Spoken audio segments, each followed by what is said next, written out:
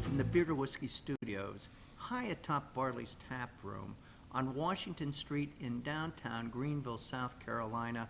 I'm Russ Heaps, and welcome to this episode of Big John in 5. And that's where I get my good buddy here, Big John Richards, to pick a beer from one of Barley's 75 or so taps. We sniff it, we sip it, we kibitz about it. John shares a little bit about the brewery, and sometimes we even get a little history of brewing thrown in. And the best part is, through that all, we get to drink a beer. And it's a great excuse. It's better than fishing, as an excuse for beer drinking. Huh. What do you think? That's, Don't you think? yeah. That's, Yeah. for you too, in fact. Yes. So our suggestion is, if you're not drinking a beer, pause and go find one, and then come back to us. We'll still be here. It's a hard and fast suggestion. Yes. A policy. Yes. A policy, as Big John Policy. likes to call it. Oh, Buddy's moving. Let me move Buddy over a little bit. He was kind of hidden in front of my microphone. Big John, what are we drinking? So we have a Maine beer. Again, we've done, I think, at least one Maine beer so far. We did their lunch IPA. Lunch. Yep, that would make sense. Being one of my favorite beers. Mean Old Tom is what we have in front of us today, and it's a vanilla stout, they call it, at 6.5%. So it's that sort of original export stout strength.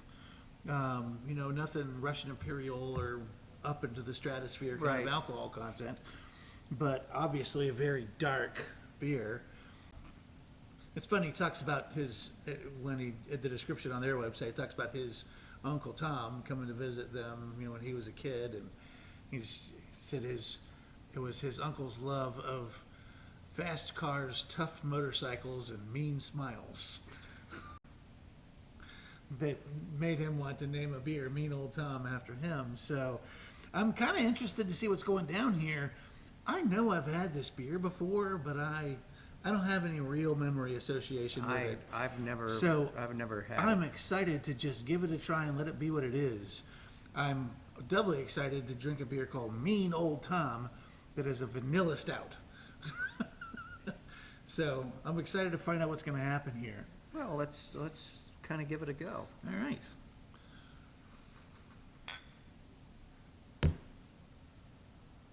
I like this sort of crema colored head.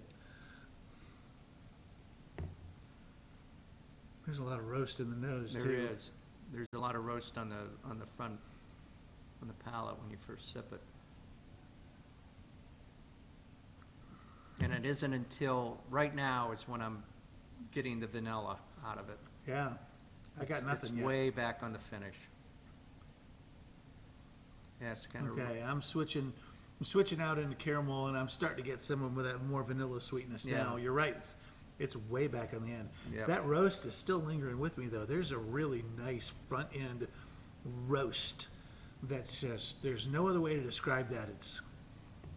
But it's not. But it's not that bitter. It's not that big bitter. It's not roast that aggressive. sometimes It's not you get. aggressive hard, like if I were to describe it as an espresso roast, because it's not quite a coffee roast, and it's a little too dark to be a bread crust. Right. But it's just it's a toasty, roasty flavor, and it's the backbone of what's going on here. In fact, I feel it while I'm talking.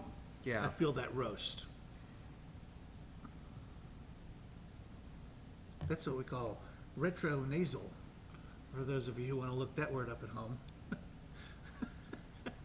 Retronasal. Put that across the bottom, Russ. I'd be afraid to look it up. Do you have to get on the dark web to find that? No!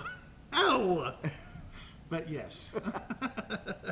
I've never heard that term, which It's- doesn't mean it's not a term, Right. but I've just never heard that term. So, when you talk about tasting, smelling, and everything else, smelling is 95% of tasting. Tasting is all sensation. You don't taste vanilla.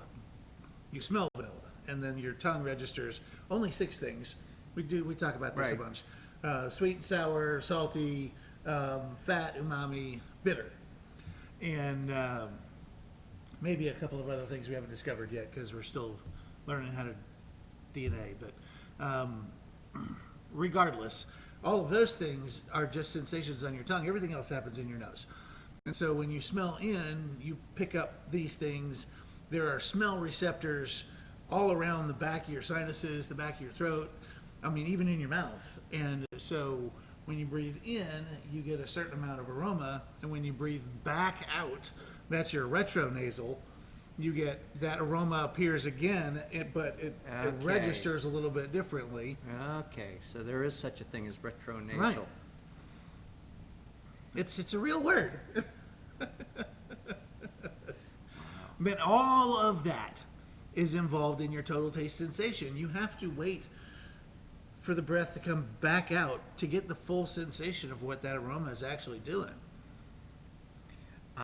It's been at least 35, 40 seconds, 45 seconds since I had my last sip, and I've still, that Yeah, light roast and light vanilla still on the back right. of my tongue. It's like a really, really good blonde roast coffee. Yeah. It's that very light roast that's just enough to let you know that it's there. There's the vanilla. There's a tiny little touch of something, maybe, and I said caramel, and maybe it's more butterscotch. That's a little bit of the sweetness there, but it's all bound up. It all sits around that Yeah. light roast. Yeah. That's a really, I mean, for this to be 6.5% and as legitimately easygoing as it is, that is a wealth of flavor. Yes, it I mean, is. we just got finished talking about a 10% to 8 years old, fruit and Belgian beer that I didn't spend that much time talking about how it tastes. Yeah. And this one is just really registering. It's layered. I like it. I really like it. But then I'm a dark beer drinker anyway. Well, right, and this is very much in Russ's wheelhouse. If you've watched us before, maybe ever, we talk about this nearly every time. Yeah.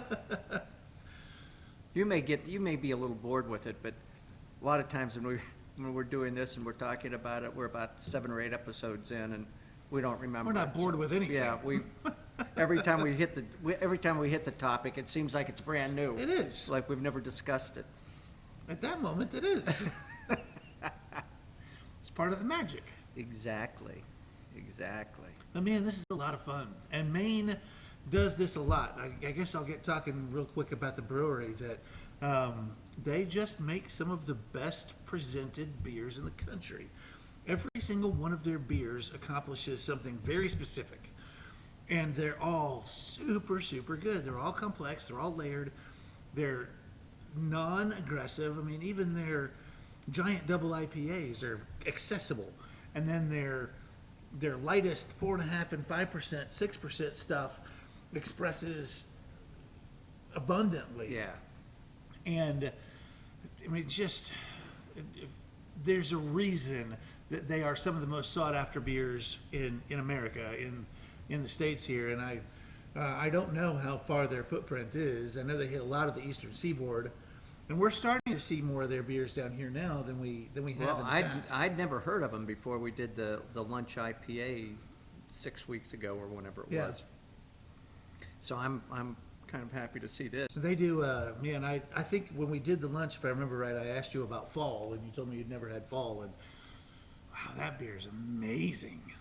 We had that one out at my place when we first opened up, and I guess you must have missed it. I did. Or I missed telling you about it, one of the two. Well, I But think it was only both. up. I It think was only. both. It was only up for like 3 or 4 days. Yeah. It's just the nature of the beast with these guys. So I'm glad we got to do this one because I'm sure this one's not going to linger here at Barley's either. And I don't know, I can't say that this is true of every label, but all the labels I've seen of theirs so far are very simple, Oh, plain. yeah. They're white background with black lettering. Yeah, or maybe blue. Maybe it's Some of them have blue, like Yeah, Lunch is blue. I think some of their IPAs are blue and the stouts are all black. okay. Maybe because Lunch is blue. Their pale ale stuff, like Tiny Beautiful Something, is blue. You'd almost think it was generic beer because Yeah. of how the label looks, but it's It's an elegant looking, more elegant Yes. than generic. sort of label, looks like a but- wine label. Yeah. Yeah. Particularly when you get them in one of those, what do you call the big bottles? The Bombers. Bombers. Yeah. I, I see it more in 500 mils than in Bombers, but yeah, they're out there. But yeah, you put that in a bottle like that, and it it's- looks like a bottle of wine. It certainly does. Well, I think we've Spent our time. I think we've waxed poetically long enough about this beer. And I'm not sure, we should let these folks go. but and- I definitely think we should let them go. Yeah. Thanks for Text sticking Miss with us. Lily. We'll see you next time.